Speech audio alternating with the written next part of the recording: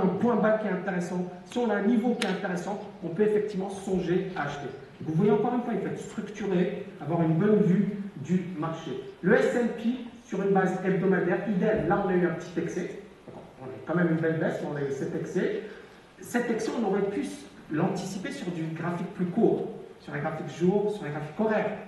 Vous aurez pu prendre vos bénéfices, quitte à vous repositionner par la suite.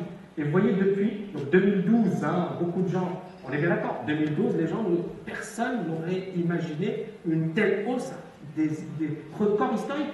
Qu'est-ce qui s'est passé aux États-Unis? Est-ce que la croissance est exceptionnelle? Est-ce qu'on a quelque chose qui fait que la reprise économique est là? Pour l'instant, c'est encore plein de doutes. Il y a plein d'infos contradictoires. Il y a des gens qui vous disent c'est vraiment la reprise, il y a d'autres personnes qui vous disent c'est la cata. On est bien d'accord. Vous suivez un peu l'actualité économique comme moi. Donc, ça reste partagé. On n'est pas dans un consensus haussier. Pourtant, le marché a progressé et les indicateurs techniques, regardez, le RSI, il était parfait. Il était parfait. Il fallait juste être positionné. Mais on est bien d'accord que la hausse, elle est un peu plus possible. D'accord? Mais on reste orienté à la hausse. Donc, on va se positionner avant tout dans le sens de la hausse. Mais si on casse, d'accord, et si on a un véritable retournement, on change de diagnostic. Point. D'accord? On ne cherche pas à faire compliqué. Simple, et encore une fois, les marchés le prouvent. Et autre point important, c'est que quand vous voyez, j'ai pris le Nasdaq, j'ai pris le S&P, j'ai pris le Dow Jones, j'ai pris le CAC 40, j'ai pris le DAX. Quand vous avez plusieurs indices qui vous donnent la même chose, qui vous donnent les mêmes informations, le signal est encore plus fort. Il est encore plus puissant. D'accord? Donc ça vous permet effectivement d'aller dans ce sens. Là, j'ai pris la Suisse. D'accord? Regardez, sur une base hebdomadaire, exceptionnelle, on est au-dessus de la zone de neutralité. Est-ce qu'il fallait vendre ce marché? Est-ce qu'il faut le vendre ce marché? Pour l'instant, bon voilà, ça reste effectivement une valeur refuge, entre guillemets, et vous voyez les indices qui explosent à la hausse. Alors je vais analyser rapidement les devises. Alors idem, il y a beaucoup de personnes qui se posent des questions sur ce que va faire l'euro. Vous avez vu ce que fait l'euro depuis 1 an, 2 ans? C'est du n'importe quoi. Donc on est dans des portes de salon à très long terme. Ça, c'est le graphique de l'euro-dollar en mensuel, graphique mensuel. Est-ce que le marché il est haussier ou baissier sur une base mensuelle?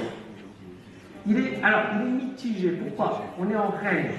Et vous voyez les indicateurs techniques qui jouent avec la zone de neutralité. C'est en dessous, mais on joue avec. D'accord? Donc on est dans un gros range depuis 2004. Ouais. Donc analyse historique de l'euro. Je vais répondre à toutes vos questions juste après. D'accord? Désolé. Donc on est dans un gros range. Tout le monde est d'accord. Ensuite, sur une base hebdomadaire, est-ce qu'on est acheteur ou vendeur? Vous voyez, regardez la divergence. On a cassé, on est au-dessus. On est bien d'accord que c'est pas super puissant, tout le monde est d'accord. Mais on est autour de la zone de neutralité. C'est un point bas. C'est un point bas. Est-ce qu'on va le tenir? Je n'en sais rien. Tout ce que je sais, c'est que c'est un point bas. C'est une info. On a une info. On sait, et on peut construire à partir de cette info une stratégie. D'accord? Donc on a une info et on va voir ce que va faire le marché. Si le marché tient et si le marché nous donne des niveaux intéressants, ok. Sinon, il vaut mieux rester à l'écart. Donc sur l'euro, vous voyez, on a des niveaux qui sont intéressants. Là, belle divergence, validée. On attend de voir ce que va faire. Mais on est bien d'accord que ce n'est pas super punchy. L'euro-dollar sur une base jour, est-ce qu'on est acheteur ou vendeur? On est plutôt vendeur. Vous voyez, on a cassé, on est en dessous des moyennes mobiles, les indicateurs techniques ont cassé. Donc pour l'instant, mais est-ce que c'est un super marché, l'euro-dollar? On est bien d'accord que c'est super, donc c'est un marché dangereux. On n'est pas dans une magnifique tendance. Et donc, ce signal qui est donné par le RSI ne sera pas aussi puissant que sur un indice ou que sur une devise comme le dollar yen par exemple. Alors le dollar yen, regardez, sur une base mensuelle, vous avez vu ce qu'a fait le yen récemment. Il a fortement baissé contre le dollar, contre l'euro, etc. Ça, c'est un graphique mensuel. Mensuel, ça veut dire du très très long terme.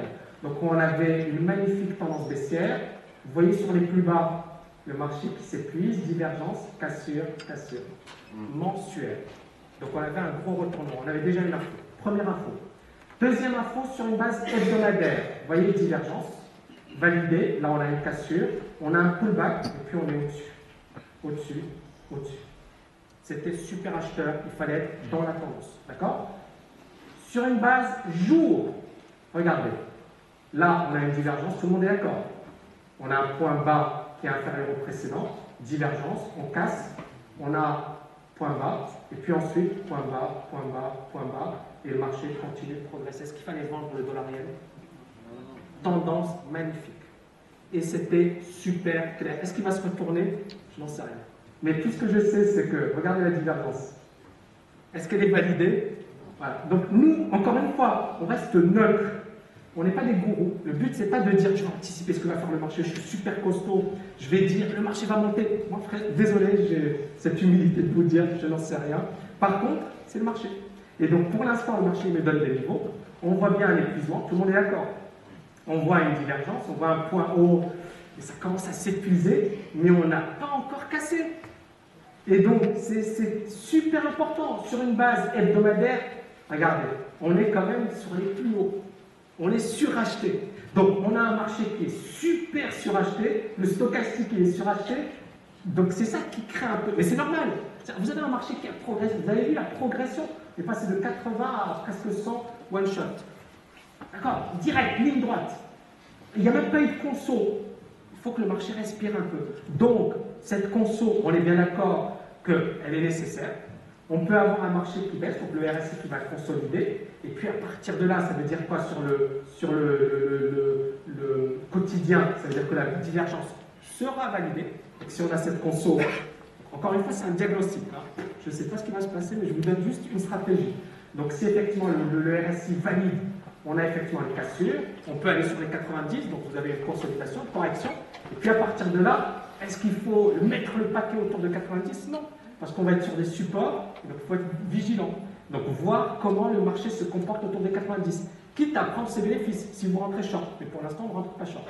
Est-ce que tout le monde est d'accord? Voire même, là, on peut même, mais pour l'instant, c'est trop tôt pour acheter. Pourquoi? Parce que moi, ce qui me dérange, c'est ça, c'est cette divergence. Donc, juste pour vous donner, je vous donne et on pourra effectivement en reparler plus tard. Stratégie sur le dollar yen. Là, on est bien d'accord qu'il y a une divergence. Si on casse par le haut, il faut acheter. D'accord? Prudemment, hein, ne me dites pas Tami, non, mais c'est intéressant. C'est-à-dire que ça vaut le coup de se positionner. Pourquoi? Parce que le marché est à la pêche. Si par contre, on casse la zone de neutralité, ça sent moins bon et on est dans un scénario correctif. On corrige dans la tendance de fond, ce qui est tout à fait normal.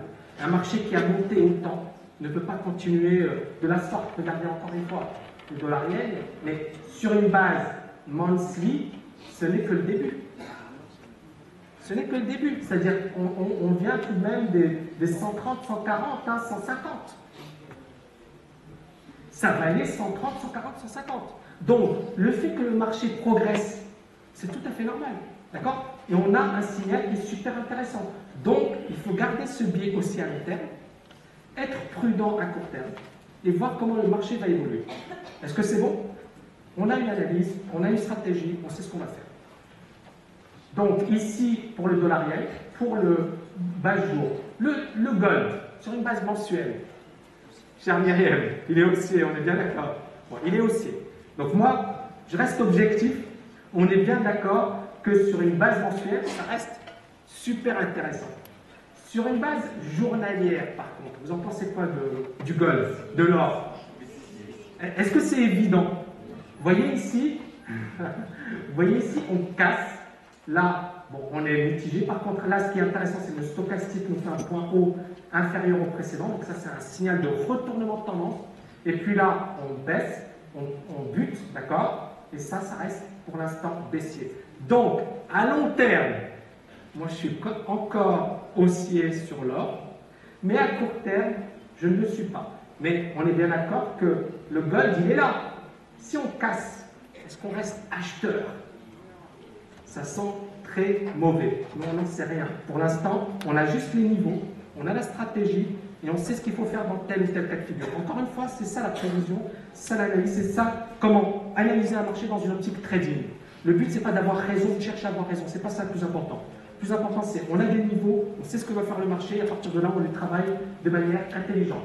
Donc, je vais conclure. Donc, ce RSI, effectivement, c'est un indicateur qui, à mon sens, vous pouvez ne pas partager mon idée, est extrêmement puissant, est extrêmement efficace, mais encore une fois, il faut savoir l'utiliser. il faut savoir l'analyser de manière intelligente, il faut savoir développer des stratégies, parce qu'encore une fois, on est dans la stratégie, on n'est pas dans des certitudes. Je sais ce que va faire le marché, je suis un gourou, je vais anticiper ce que va faire le marché, ça on s'en fiche, on le laisse au gourou. Par contre, on peut anticiper 80-90%, allez, j'exagère, mais entre 70 et 80% des mouvements, on peut les anticiper. Pourquoi? Parce qu'ils nous donnent énormément d'informations.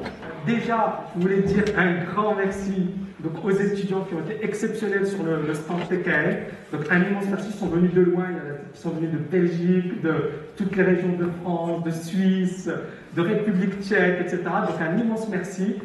Donc grâce à eux, j'ai passé une merveilleuse année. Donc je vous retrouverai tout à l'heure, pour ceux qui le souhaitent, sur le stand. Je parlerai rapidement des top TKL traders, je vais les présenter, etc. Les nouveaux, il y a Jean-Paul, Kevin, Julien et Jean-Paul. Je vous rappelle qu'il y a un webinaire gratuit le 11 avril, donc je développerai tout ça. Et pour ceux que ça intéresse, je pense qu'on enverra le support de cours par Internet. Merci infiniment et j'espère que ça vous a intéressé.